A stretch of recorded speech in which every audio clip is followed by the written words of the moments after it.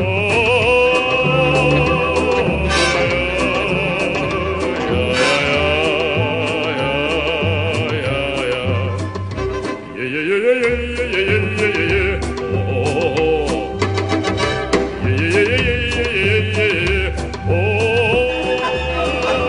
right, here we are, Big Bucket of Chicken, episode 3.10, Kevin. We're at 10. Double digits. Double digits. All right. What happened? Did your speaker, something happen? What happened? What are you talking about? No, I just put my toys away. I'm playing my toys. Oh, Kevin had put his toys away. Okay, it's real lifetime. I always keep them at an arm's length away, just in case. So I'm just going to jump into it. Yesterday we chilled at your house, we drank, and the normal things happened. We drank, you might have ate something, and I fell asleep, and that's what happens. But we watched the Rob Lowe roast on Comedy Central, and I've watched a bunch of them. There's a few I missed, whatever, and I've never seen such a horrible choice on the dais before other than Ann fucking Coulter. How did she not have the sense of mind to say, everyone hates me, I'm not coming to this? She was like, yep, I'll be there. And then the comedian's like, hey, listen, we usually write comedy for you. Here's some comedy. And she was like, nope, I'm going to go out there and just fucking do my own thing. And it was the most horrific thing I've ever seen. It was like, blah, blah, blah, blah, blah, Donald Trump, silence.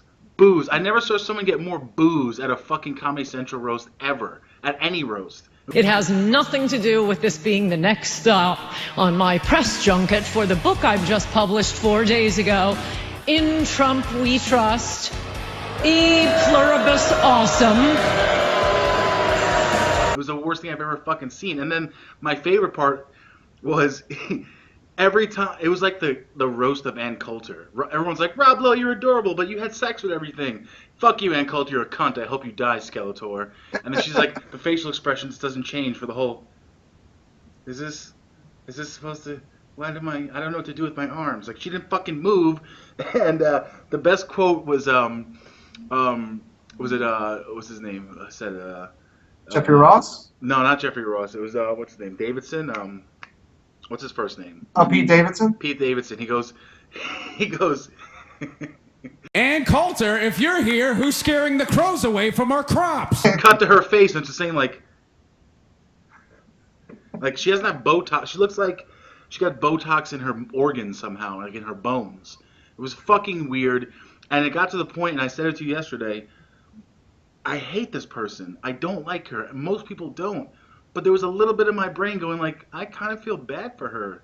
She's walking into this fucking, it's, you know, and you could see at some point Jeff Ross had turned around and was like, why aren't you laughing? Are you not having a good time? And then at the last 10 minutes of the show, she starts laughing. But her up there, like, doing her thing, literally doing her thing. You know, Ralph Macchio, fuck him, who cares, he's there. He didn't bring material. He showed up in a suit and they said, here's what you're going to say.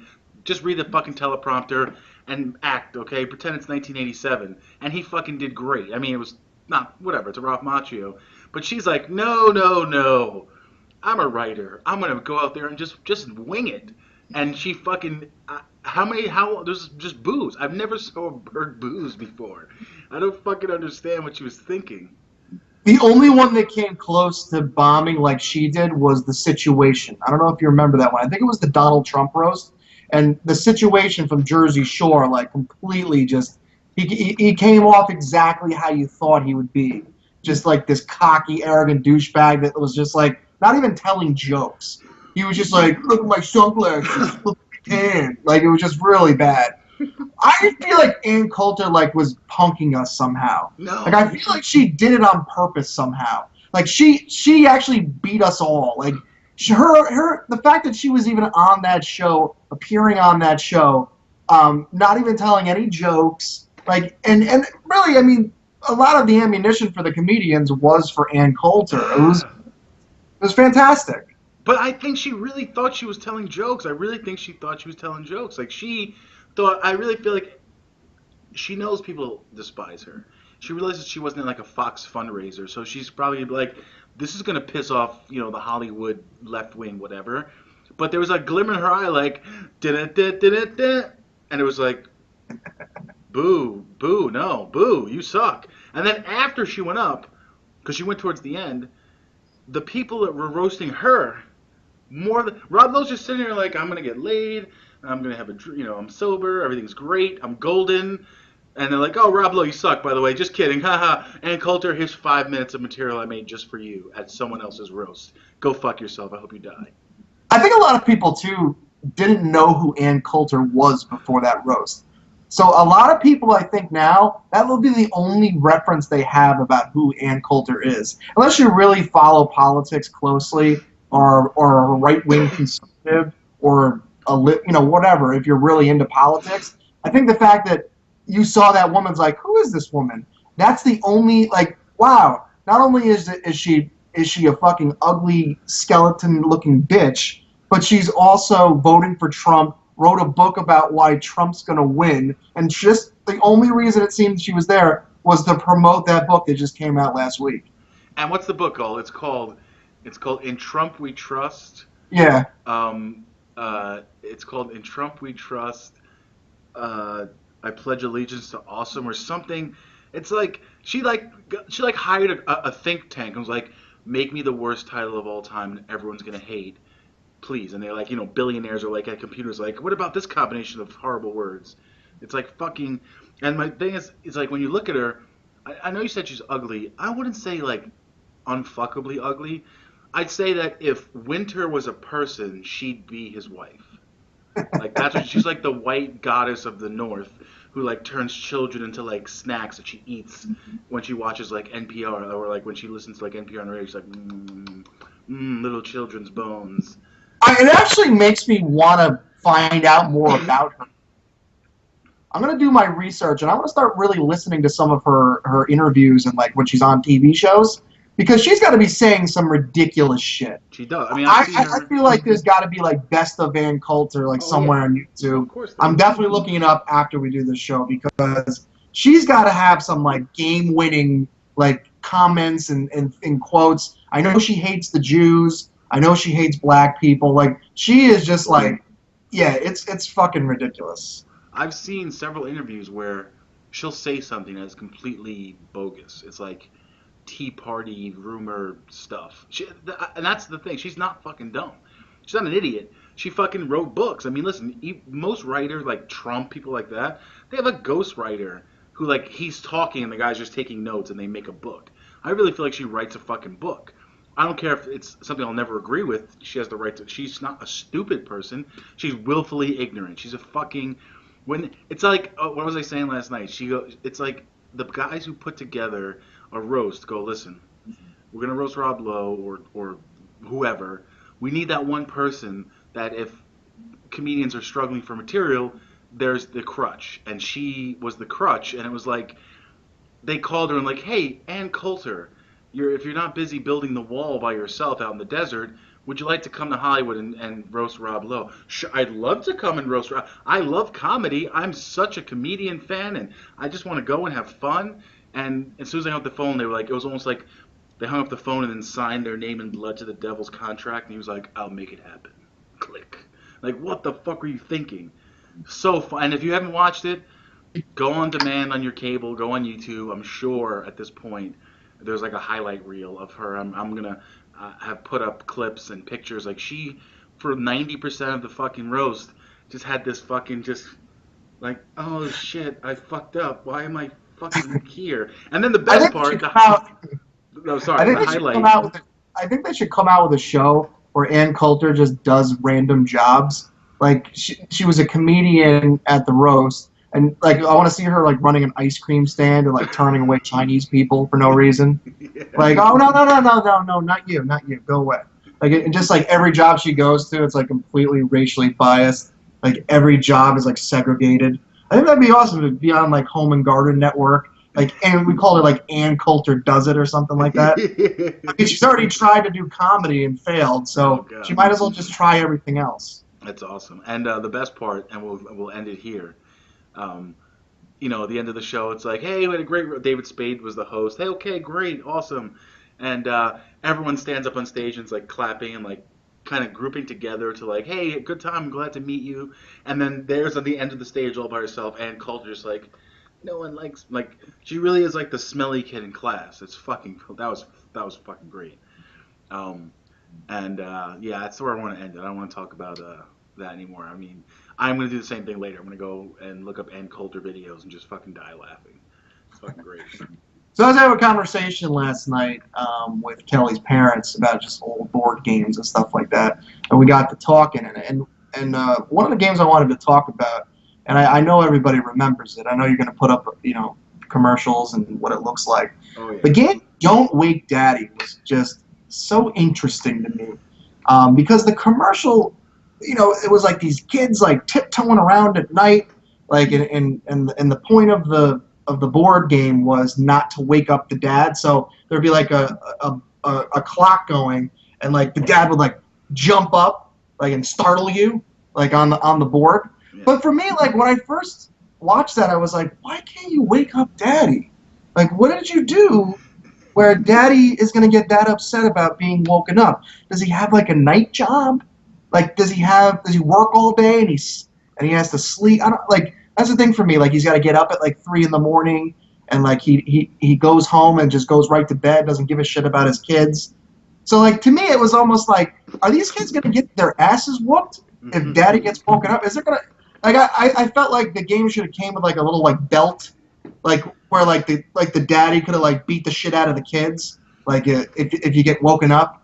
So to me, like Don't Wake Daddy was really my first foray into going, oh look, domestic abuse, it happens. Thanks, Milton Brown. Yeah. Is he gonna wake up? Don't wake Daddy. Is he gonna wake up?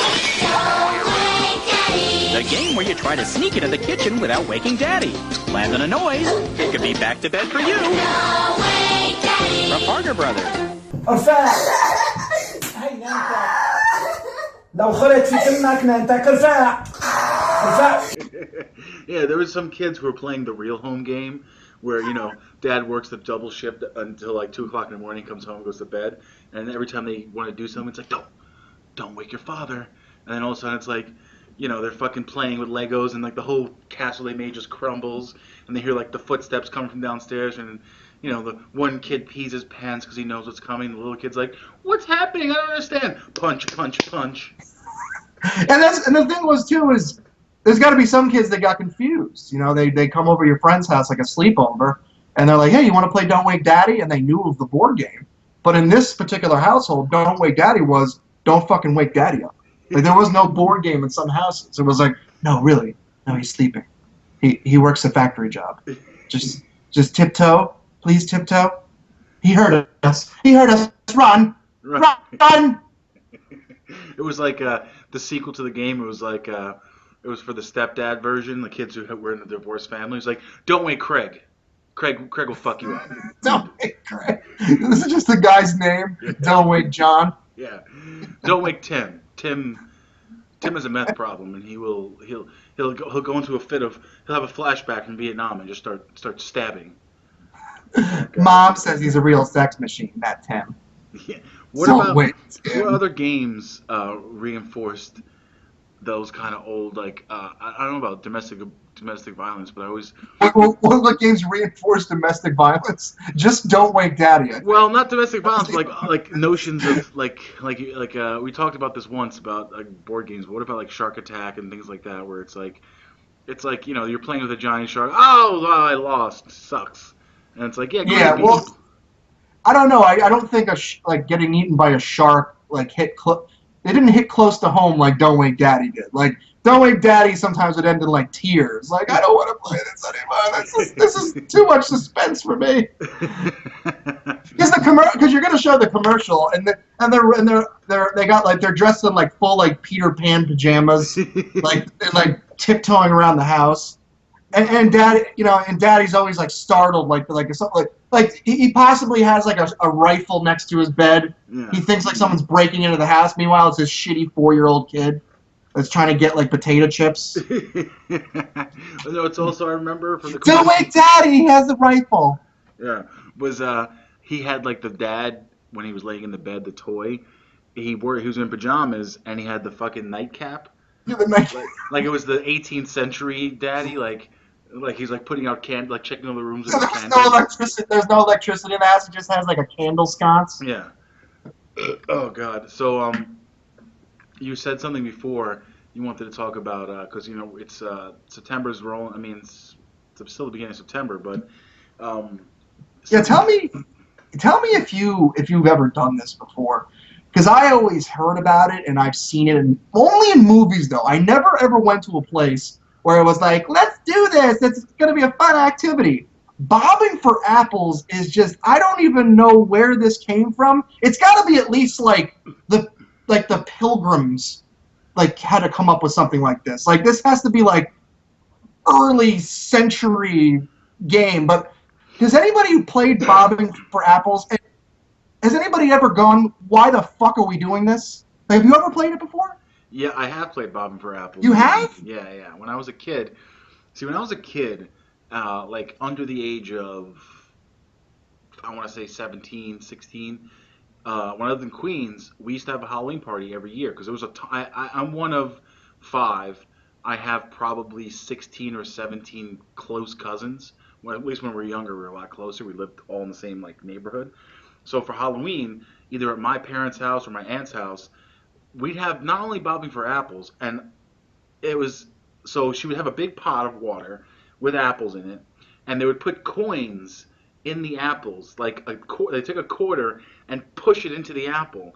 So you bob for the apples, and as you're eating the fucking apples, you're like, oh look, I chipped my tooth on a nickel, yay! And then we used to also do yeah, exactly. And then we used to also besides it's worse than I thought. All right. And I guess that's where the concept of, you ever hear every year when you're a kid, you hear the story of don't eat the candy from the people you don't know. You're gonna get poisoned. There'll be a razor blade in it. And if you look it up, there's only been 2 cases of kids getting poisoned from candy. And it was from a relative. And I imagine that in the early 70s, Vietnam just ended, and the mom and dad are setting up a party for the kids and the neighborhood kids, and they're gonna bob for apples, and they're putting dimes and quarters in the apples. And there comes Uncle Mike, who's just, rolling off his Agent Orange and having flashbacks all by himself in the attic, and decides to take a couple razor blades and slip them into the apples. Here, kids, have some reality. Welcome to the shit. And I guess that's where the story came from, because I remember being a kid, and you'd get the apple, First of all, 2 things. Why is Uncle Freddie calling us Charlie? Yeah, exactly. About that. He's having a flashback. No, kids, don't worry about it. Just your ghosts. He'll be fine tomorrow. It's okay. But 2 things I learned about bobbing for apples, even at an early age, even 7 years old, I realized this. Number 1, the pot or the bucket that you put the apples in can't be more than 7 inches deep. If it is, the odds of you inadvertently drowning yourself or sucking in tons of water and almost choking to death are high, because here's what happens. Here's a bucket of water. There's apples floating. Apples float. And if it's a pot that's 10 or 12 or deeper, or a bucket, you go to bite the apple, you can't fucking bite it because it keeps going down. So you have to push your head down till the apple gets to the bottom, bite onto it, and pick it up. But it's like trying to fucking, you're underwater in the dark.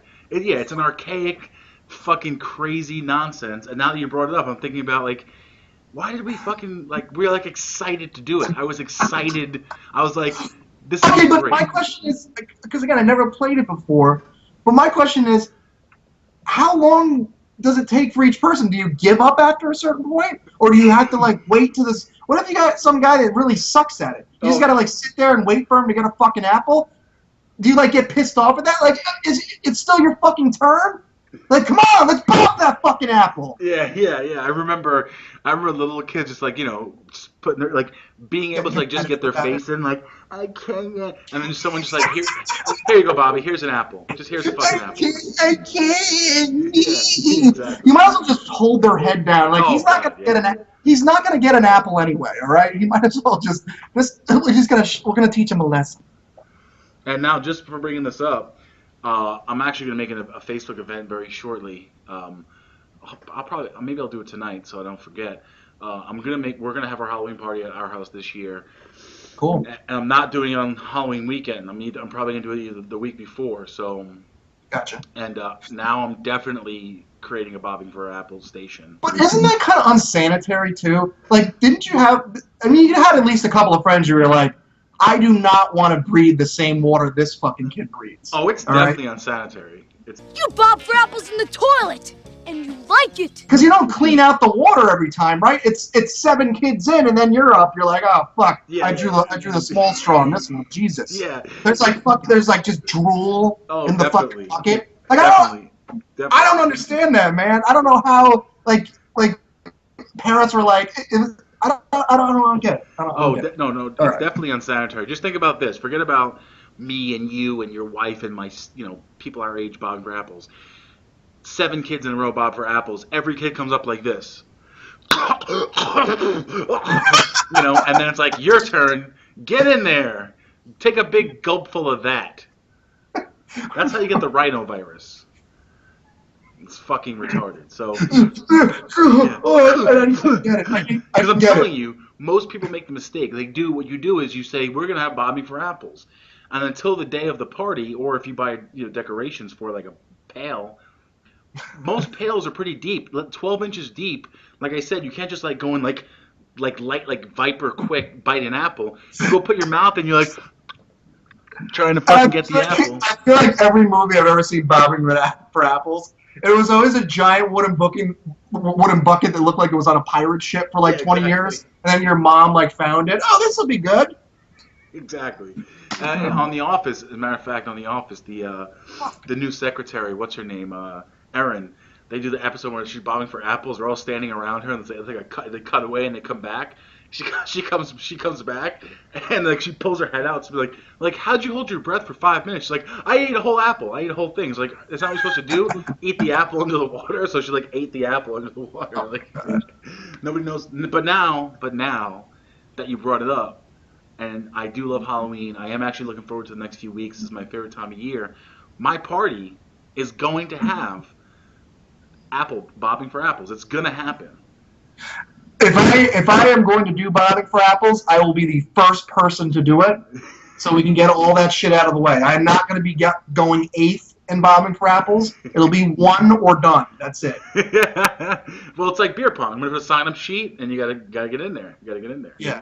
Okay. I might as well just go over to people and spit in their face. Like, we're gonna experience this in 5 minutes even already. So I might as well get it over with. Go right to your dad's face, your mom's face. Like, hey, we're friends here, right? Bobbing for apples together. Yeah. You might as well just go in at once. Make it like hungry hippos, like where everybody's at the bucket, like trying to fight for 1 apple. We'll just put 1 apple in there. 1 victor, 1 winner. 1 out of 8 people. Or make it even more interesting. We'll put 10 apples. 1 apple is completely fine. The other 9, I've injected them with some sort of under-the-counter chemical. And you won't find out what it is until at least 24 hours later. Good luck. Good luck and Godspeed. Oh, God, that's fucking great. Kev, you still there? Kevin's frozen. Uh-oh. Did Kevin's computer have a heart attack? Oh, I'm still recording. I still have a connection.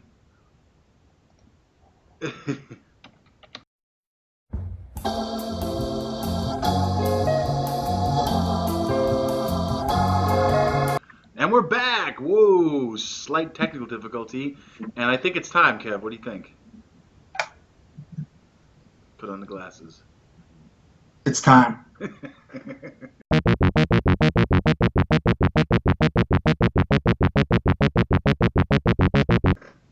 Alright, so this week's Marvel's Best is actually a character I like, but that doesn't mean he isn't shitty, because he is.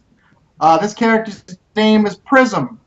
And what PRISM does, well, first of all, what he looks like, he kind of looks like Iceman with like a weirdly shaped head.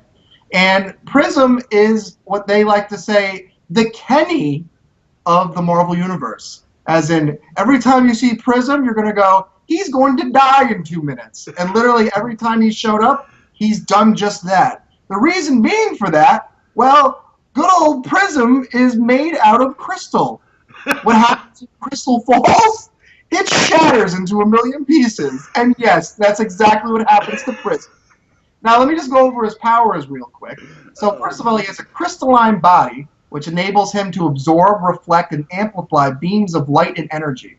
So, to put it in perspective, he can be very cool when he's fighting people that have, let's say, Cyclops tries to hit him with an optic blast. He can absorb that and reflect the energy back at someone for an offensive attack. But if Cyclops throws a rock at him, over. Exactly. So this is his first appearance. He's an X-Men villain. He's part of a team called the Marauders, which are actually a very cool team. They're mutant hunting assassins that happen to be mutants as well. But that's not the point. So he does this. This is his first appearance. This is one page of a comic book. First appearance, fucks up Cyclops by doing just exactly what I said. He reflects the optic blast back at him. Jean Grey sees that Cyclops is getting his ass beat and goes, "Get away from him, Prism!" With her mind, moves Prism into the wall, and Prism's dead in 2 pages. It shatters into a million pieces. Jean Grey's like, "Holy shit, did that just happen? I didn't mean to fucking kill the guy. Oh, I just wanted to get away from my husband." Meanwhile, he's dead. So it was hilarious. So the thing about Prism, why he's died so many times, he's part of a cloning program. So like every time he dies, the character Mr. Sinister can clone these people and bring them back. But every time he's come back, it's literally the same fucking thing. Like he like says something like, "A Prism does this and does this thing," and then a minute later, like the second time he appeared, cops just came up and just shot him, and he just shattered. And it was almost like, "Oh my God, they killed Kenny." You see like the little like word thing going, "Prism, no!" So literally this has happened 5 times. So every comic he's been in, he's literally there for 2 pages and then dead. Like just a shattered mess the rest of the comic. The last time he died, they didn't even show his death. They just like go right to the scene, and it's just his body on the ground like in a million pieces. Like, "Oh, fucking Prism again, god damn it." It's like, who's watching this guy? Yeah. So that's Prism for you. But I think he looks cool, and you know, I wish, you know, again that he had more respect, but that's literally what happens. He's fucking Kenny from South Park. That's what he is. And you know, like if I was a writer for Marvel, I would fuck with you know, it's a character. You just fuck with it. I'd be like, "All right, everyone's gonna be down here. Prism, I need you to climb this building and go up there." He's like, "Ah, mother, are you serious?" Like, "Yeah, I need you to climb that rickety ladder to the 100th floor. Good luck." And there were certain issues like where the rest of his teammates were resurrected, and he was nowhere to be found. And literally everybody was saying like, "He isn't resurrected because Mr. Sinister was like, I don't fucking need you. Like, I literally don't need you for the 5 minutes that you're gonna give me." Like, it's like, "Yeah, everybody else can come back. Prism, no. You're dead. Stop." Oh, that's fucking great. It's just, there literally is like no end to the amount of characters that you can pull up because they're just like, you know, it's like the glass guy, the guy from the past, the guy who drives trucks. It's like anything that you. It's like eventually we're gonna get to a point where you're like, this guy's power is cigarette smoking. He just smokes cigarettes and talks and narrates the comic. "Yeah, they're fighting. Ugh, this is terrible." Ugh. Like that would be my superpower. Just like sit back and drink a beer. Like, yeah, that's old Warthog. He has a southern accent. He drinks beer. He Schlitz, and he smokes Lucky Unfiltered. Yeah, that's right. Don't come this way, Avengers. I'm not going to be too happy about that. I smoke with both hands. Yeah. But if you're like the X-Men, what is like the strategy? It's like, "Oh shit, it's Prism. What are we gonna do? Wolverine, you just run up to him, just push him. Yeah. You got it." Like, and then that's it. That's literally all you have to do. Yeah, let's go fight at the beach where there's wind. Wind hurts him. Wind kills him. Like, the only reason he like fucked up Cyclops because Cyclops has like never seen him before, so he didn't know what he did yet. But once you realize like don't shoot energy at him, just move up to him and punch him, and he'll shatter and die. Throw your shoe at him and it's over. Game over. So kind of, I'd have to assume that maybe Samuel Jackson from Unbreakable was kind of based off Prism a little bit. Are you just making that up, or is that a possibility? I don't know. I mean, I think that's interesting. Like, because he's called Mr. Glass, and Prism. Literally, that he could have been called Mr. Glass instead of Prism if you wanted. I like Mr. Glass a lot more than Prism. Mr. Glass. Yeah, I mean that's a great underrated movie. I love that. So that's Marvel's best right there. That's our boy Prism. So I actually like Prism, but so next week's is going to be good too. I got a good one for next week. All right. So how are we going to wrap the show? We got about 3 or 4 minutes left, Kev. You mentioned a bunch of shit before we started recording, so last thing I wanted to talk about is I hate country music, and I know Luke feels the same way about country music. Yeah. But I hate currently what country music has become. It's like really like poppy. But that's not to say there wasn't like really bad country music in like the 90s, because there definitely was, like Billy Ray Cyrus and all the bullshit that came out. Yeah. Well, there was one song I remember it, and I remember hearing it and going, God, this is fucking awful. And I thought it was Billy Ray Cyrus, but then I looked it up. It's actually this guy named Dan Baird from Georgia Satellites. He had like a solo career for like a minute. But the song is literally a love song that involves punctuation and grammar. So it's like you get a shitty country song, and then you learn a few things or two. So literally the way the song went was this is how it goes. It goes, I love you, period. And do you love me? Question mark. Please, please, exclamation point. I wanna hold you in parentheses. that's the fucking song. So you'll play that. You'll see the video coming up with the terrible mullet and like the skin tight jeans from the 90s, and this asshole singing this song. So again, if you're a country music fan and you forgot about that one, please go on YouTube now and find it. It's a great one. But I always remember that song as like, is he trying to like teach me something here? Am I like getting like an education while I listen to this shitty song? Well, you know what it is? Explain to me, and again, I understand that, if you like country, you can nitpick rock and roll and find shitty rock and roll songs, but for the most part, like country music now, where I work, guys play the radio. It's a warehouse and a shop, so guys are installing windshields and shit. And I'd say 9 out of 10 times, country music is coming out of the fucking speakers, and modern day pop country, and that song, which isn't now, it's I guess from the 90s. Tell me how the same people who wrote that song didn't write for NSYNC, Backstreet Boys, 98 Degrees, and Britney Spears. Like, the fucking me plus you subtract, like, remember that fucking song? Like, that's the fucking same exact goddamn fucking song. Well, I just want to try something really quick before we go. I'm going to try to talk like that song. Ready? All right, so Lou, I really hate this country song, period. But do you hate this country song too? Question mark. Yeah, I really hate this country song! Exclamation point. But I really don't like country altogether, parentheses. Like, it's fucking weird. Like, you don't need to do that to me. I know the actual punctuation where it's supposed to go. I don't need you to tell me where things go, because I already know, Dan Baird. Well, maybe because, his audience clearly, grammar and language are probably like way down on their list of things to worry about. So he's just like letting them know that when they hear the song in their head, that they have to give themselves the right. Because what if they're stupid rednecks and they're just they're putting the period where the question mark has to go and vice versa, and it's just a whole different statement. It just messes the whole thing up, and he needs to make sure concrete they're gonna get. I can see them saying that though, like where like they're thinking about what are parentheses again. Hold you in parentheses, motherfucker! He was right! Look, it's holding the words! Parentheses? What is it, a goddamn Islamic goddamn terrorist organization? I don't like no parentheses. Yeah, it's fucking stupid. We could totally make a whole show for country music. When we did, 2 years ago we did, and when we were doing the show with Nate, he fucking, he's like, no guys, seriously, like, this next song, it's going to be so good, and it just wasn't. And I can right now go another half an hour and just discuss.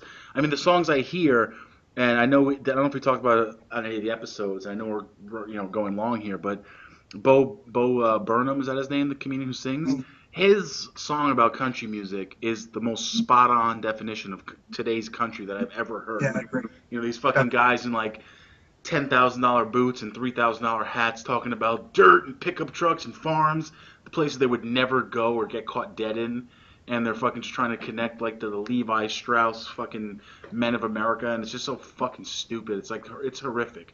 I just like America and pickup trucks and dirt, and I ain't afraid of swamp buggies and alligators and fishing. They just like say the things that the people who listen to them like. And it's like, yep, I got the checklist out, fishing, mudding, jugging, yep, got everything, And jugging, by the way, is a real fucking thing. I was playing Xbox one time, and this is when I used to use the headset, and it was a bunch of guys from like Tennessee or some shit. They were cool guys, but they kept their conversation, the word jugging came up. It was almost like a tick. It's like, hey, what are you doing, jugging? Yeah, I'm doing jugging. So I'm like, what the fuck is jugging, guys? Tell me. And jugging is exactly what it sounds like. You go fishing, but you don't really fish. You say things. You take a fucking empty water jug, tie a fishing line to it into like your boat, and just throw it in the water, and then you're jugging. You're just fucking doing it. But we'll end the show there. That's I think the show's gonna be called Juggin' or something like that. We'll see. But thanks for watching, Kev. Great show. Good show.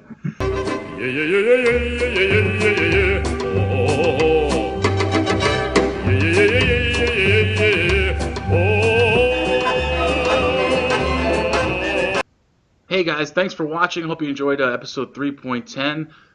Please subscribe below.